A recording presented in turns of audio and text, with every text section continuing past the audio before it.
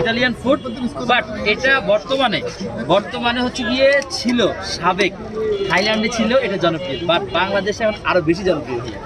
এখন বর্তমানে বাংলাদেশের ট্রেন্ড হয়ে গেছে, ছিল থাইল্যান্ডের, বাট এখন বর্তমানে বাংলাদেশের ট্রেন্ড চলতেছে। আলহামদুলিল্লাহ স্ট্রবেরির এত পরিমাণ চাহিদা ভাইয়া, আপনি যদি আমার জাস্ট পিছনে আমার ভ্যানটা দেখান, অনেকগুলা খালি, সব খালি। দর্শক খেয়াল করে দেখুন কি পরিমাণ সেল হয়ে গেছে অলরেডি, সব খালি আলহামদুলিল্লাহ। এই যে প্রত্যেক দিন এত পরিমাণ চাহিদা আলহামদুলিল্লাহ মানুষের পাচ্ছি। আর আমি একটা কথা সবাইকে বলতে চাই, আল্লাহ আপনাদের ওসিলায়, আপনাদের মাধ্যমে, আপনাদের দোয়ায় আমাকে হালাল রিজিকের ব্যবস্থা করে দিচ্ছে। আমি চাই সারা জীবন আপনাদেরকে ভালো ভালো জিনিস খাওয়াই, আপনাদের মনে একটা ভালো একটা জায়গা অঞ্চল থাকতে। আচ্ছা জাকির ভাই, এই কেকগুলি অনেক জায়গায় আরো দামে বিক্রি করে, 150-200 টাকা বিক্রি করে স্লাইস, আপনি কিভাবে 100 টাকা করে স্লাইসটা বিক্রি করেন? হ্যাঁ, যেহেতু আমার এগুলোর সাথে সাথে আমার এই যে গোল কেকগুলো কিন্তু সেল হচ্ছে। আচ্ছা, আমি আজকে এখানে লুকোচুরি কিছু না, ব্যবসাতে মিথ্যা কথা বললে এটা হারাম হয়ে যায়। আচ্ছা, আমি আজকে এগুলো নিয়ে আসছি 70টা, আমি টোটাল গোল কেক 70টা কেক নিয়ে আসছি। তো আমার এগুলোর সাথে সাথে কিন্তু ওগুলো সেল হচ্ছে। অ্যাভারেজ কিন্তু আমার এগুলোতে কিন্তু আলহামদুলিল্লাহ ভালো একটা মার্জিন থাকে। একটা সেল করতে পারলে, আমার সেল করতে পারলে 160 টাকা প্লাস আমার থাকে। আমি যদি 50টা সেল করতে পারি, ভালো একটা মার্জিন থাকে, বা 70টা সেল করতে পারলে আমি এটাতে একটু আমার ব্যবসাটা কম করি। কারণ যেহেতু স্ট্রবেরি অনেক দামি, প্লাস হচ্ছে গিয়ে চকলেটটা অনেক দামি।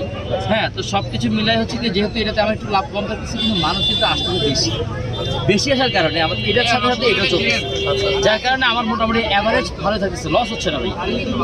আল্লাহ রিজিকের ব্যবস্থা করছে ঠিকই, কিন্তু লস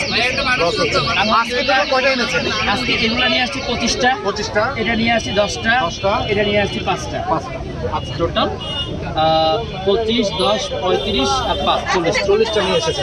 আচ্ছা, আগামীকাল নতুন আরো 2টা আইটেম আসার কথা, তো এটা কি আমরা আগামীকাল পাবো?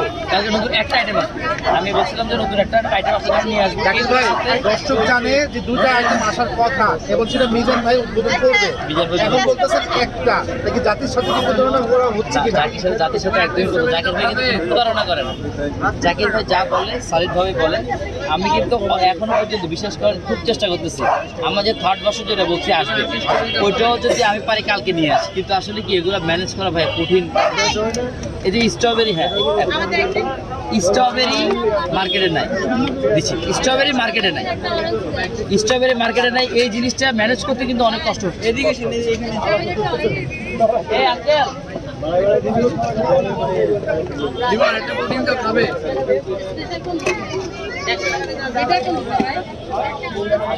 জি ভাই, বলতেছেন স্ট্রবেরি ম্যানেজ করা অনেক কষ্ট।